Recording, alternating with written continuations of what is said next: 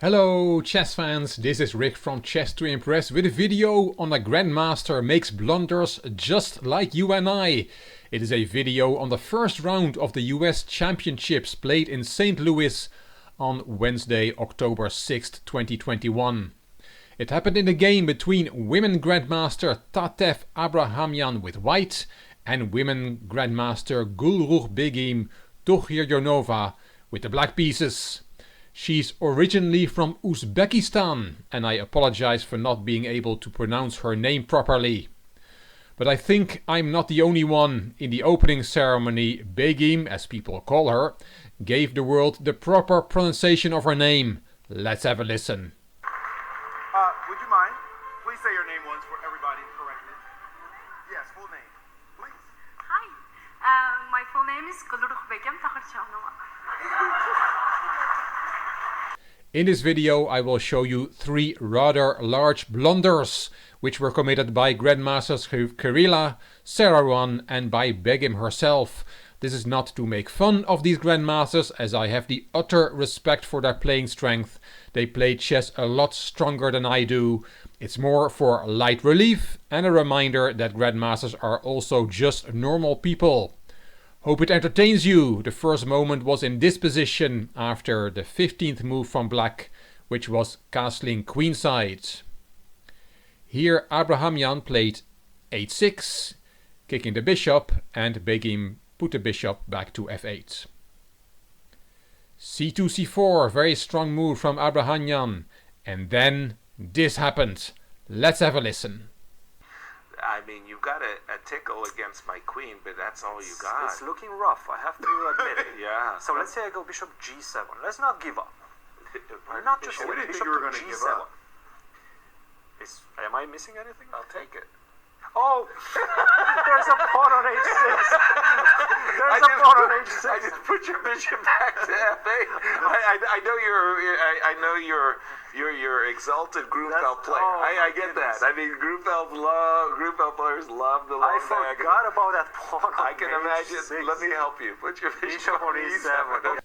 That was quite hilarious. So in this position, Grandmaster Kirila wanted to play bishop f8 back to g7, where it just came from, and he completely missed that bishop is hanging there. White can take it, and the rook in the corner is also hanging.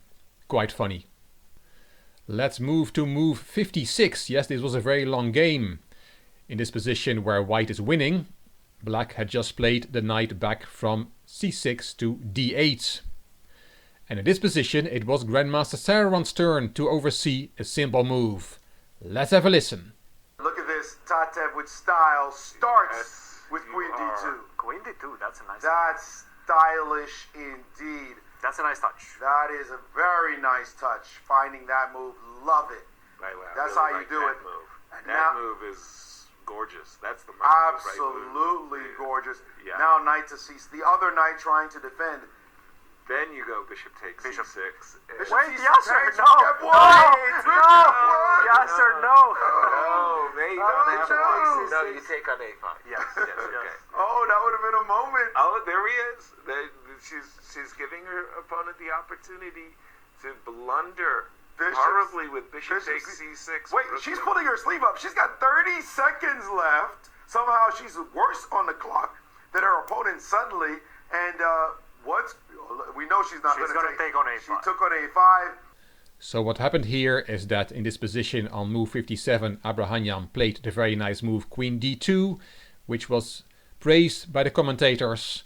Knight ec6 happened, and here Sarawon said, well, white can take on c6, bishop takes c6, and both Grandmasters Ashley and Kirila shouted, no, that is a big blunder. And why is it a big blunder? Sarawon had missed the bottom rank checkmate. Rook f1 check, you have to interpose the queen, and here Begim would have won this game. In the game, Tatev Abrahamyan did not fall for that back rank checkmate. She took on a5 with check, and the game went on. And we'll move to the end of the game. Move 66, d3, d2 from Begim, and Abrahamyan resigned here, indeed in a lost position. Begim went to the studio and was asked about his final position. Let's hear how that went. Begim, a quick question. Did her resignation surprise you? Weren't you expecting that she would play Queen D6 check? Yeah, I thought she's gonna play Queen D6. D2 is not a good move, actually. No. And I don't know why. I thought that I'm going Rook D1 and Knight D4 after Knight F3. She cannot take it back because of Rook D3 check. Right. That was my idea. That's why I played But the king goes to A4, so there's yeah, no more room I mean, we So was very extremely tired, to be honest. And then after the And game, here you expected that this was going to be a check. yeah, and I thought that just game over. And then after D2, I realized that something is wrong. But she resigned. I'm like, okay. That's so good. We both were so tired. So the variation that was looked at in the final position was Queen D6 check to pick up the D pawn, King C8, Queen takes, Rook D1, Queen C3, and now the fork Knight D4 check, picking up that Rook on F3.